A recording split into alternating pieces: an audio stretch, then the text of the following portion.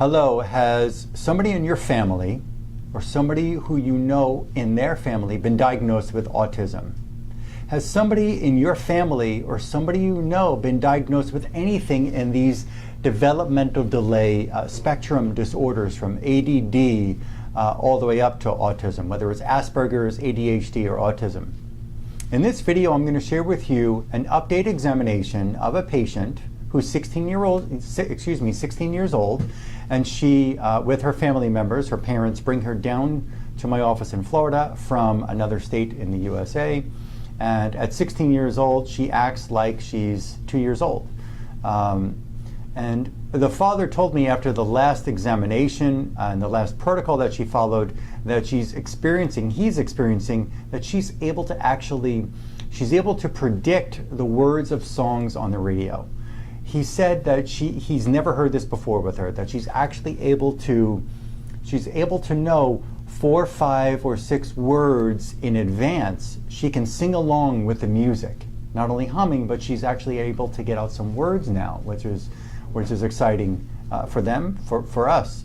In this video, I'm going to share with you the exam findings that came up in her most recent exam. She's already been through one protocol with me, and we're seeing a few improvements, but in this examination it was quite enlightening because we could see here what is actually robbing a blood cell, what's robbing the brain from development, from developing and allowing the brain to function the way it's supposed to.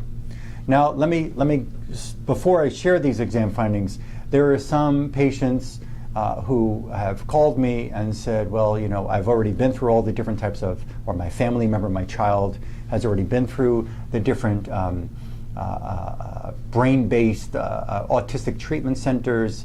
They've been on a diet, a gluten-free diet. They went dairy-free, saw a little, saw some, saw no changes.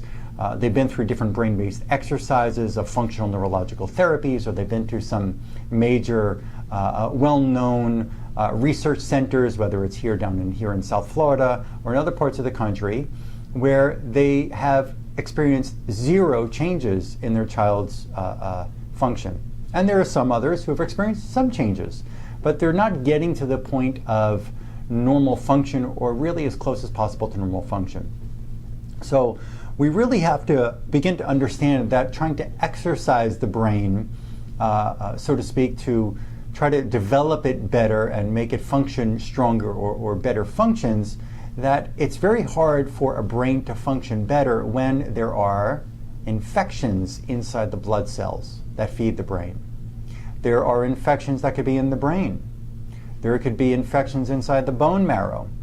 There could be infections in various tissues in that child or young adult or adult's body who's autistic, who's not functioning well. And we've got to be able to get those infections and toxins, excuse me for leaving that out, we've got to get those toxins out of the tissues, because it's like having a lead weight, a 50-pound lead weight around an ankle for years, and they're trying to exercise you to make you stronger, but that lead weight just keeps weighing you down.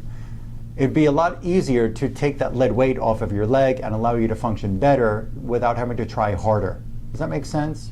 Remove the chains that bind the system. Now this father told me when he's looking over these protocols, even after this visit, he said, you know, it's amazing because I feel like you're the one, he spoke to me, he said, I feel like you're the one who's actually going to, I look at her like she's in a cage, and you're the one who's chiseling away at the cage to allow her to really be normal and express herself. And that was enlightening, so it's very nice to hear. But he can already see some changes, and they've been through treatments and centers for many years, more than a dozen years. He did say that she experienced the autistic symptoms started after her first round of vaccinations. Whether it's a vaccine that caused it or some other things, that's what we're finding out with these protocols. I do a very unique bioresonance testing that's helping us determine what's going on inside her system. So here's what I found in this examination. Inside her red blood cell, inside your red blood cell, inside every human being and animal's red blood cell, there is something called the hemoglobin. The hemoglobin is the oxygen-containing part of your red blood cell. So here's what we've got to understand. When that red blood cell is going to carry the oxygen to your brain, we expect that red blood cell to open up and say, here brain, here's all the oxygen, or here to the heart, or to the thyroid, or to your eye, or to your bone marrow, or to any other organ or cell tissue in your body. That red blood cell has to open up and say, here's the oxygen I've got in store to be able to provide you life so that you can function normally. But what would happen, and there is real scientific review about this, what would happen when the red blood cell gets infected? What happens when the lipid membrane around that red blood cell wears down from chemical exposure in the body, from other parts of dietary habits that can actually cause wearing down of the cell membrane that protects that red blood cell? And now let's say we've got a parasite that enters that red blood cell. And let's say we've got a parasite that enters the hemoglobin of that red blood cell. What's going to happen when that hemoglobin, let's say there's supposed to be 50 oxygen molecules inside that hemoglobin, and that red blood cell goes up to the brain and to the diencephalon of the brain, or the frontal lobe, or the cerebellum, or whatever part of the brain, and it opens up and it says, here's all 50 oxygen molecules for you to function the way you're supposed to. Now I'm speaking arbitrarily, that there's 50, give or take, okay?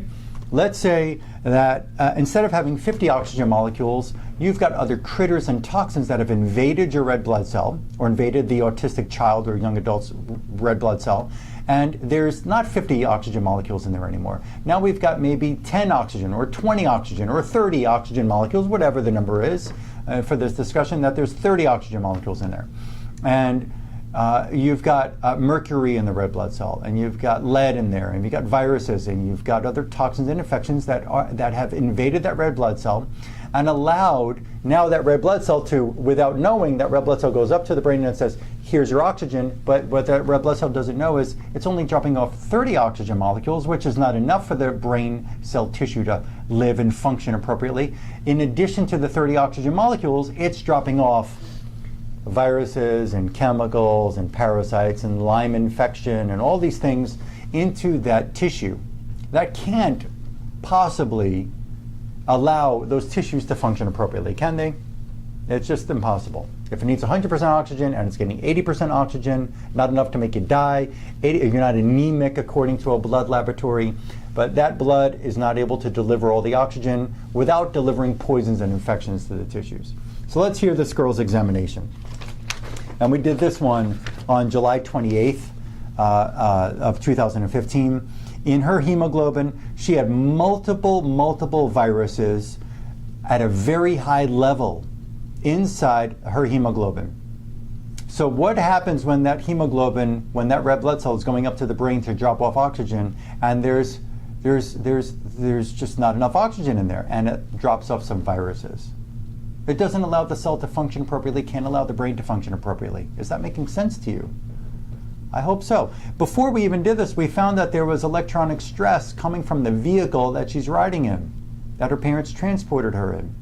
So we had to be able to remove that electromagnetic stress. Electrical stress can cause aberrant electrical signals inside the brain and to the heart and to the function of the body. So in addition to the electromagnetic stress, in addition to an incredible level of viruses inside her red blood cell, inside the hemoglobin, she also had phthalate chemicals. I am going to put on this screen, you'll be able to see over to my side on this screen, there are some articles on the internet that have proven phthalate chemicals that can come out of things like perfume chemicals. Maybe her mother was wearing perfume during the pregnancy, or even after she gave birth with this little girl. And the phthalate chemicals got into the girl's brain either during the pregnancy or after she was born. She smelled them. And these chemicals have been proven to be linked to autistic development. Vaccine chemicals, side effects of these various vaccines like the MMR vaccine and the DPT vaccine, affecting her hemoglobin, destroying its ability to function appropriately to feed the brain oxygen. Mold and fungus in there. Bacterial infections, intracellular, parasitic infections inside the hemoglobin. Also, I found an antibiotic in the family of fluoroquinolone antibiotics. Fluoroquinolone, I'll put that on the screen. This antibiotic is called Levaquin. There is proof that fluoroquinolone antibiotics, in particular Levaquin, Avelox, the Cipro, these are known to be very dangerous antibiotics. These are known to be connected to various disorders that can develop in the body, various malfunctions of human tissue, and there is research that points to this as another contributor to autistic development or lack of normal development of the brain. I found Levaquin in her hemoglobin. I found recreational drug residue. I look at the parents, I didn't question them too hard, but who knows, one of the parents may have tried something at some point in their life and it stayed in their bloodstream, got into the sperm and or got into the egg, and this child came out with having another notch in the puzzle that's causing a breakdown of the tissue of the brain. I found periodontal disease connected to her hemoglobin disorder. Periodontal disease, you look at this girl's teeth and they are eroding. They have turned maybe from the vaccination or maybe from the Levaquin in there or maybe from, I don't know yet, but these teeth look very gray. They look very mottled. You can see it looks like somebody went in and took like a little termite, started eating around the borders of these teeth. They are very, very, very, very bad sign, and they are definitely connected to disease in her body. I found the Borrelia Lyme, the Borrelia burgdorferi infection inside the hemoglobin.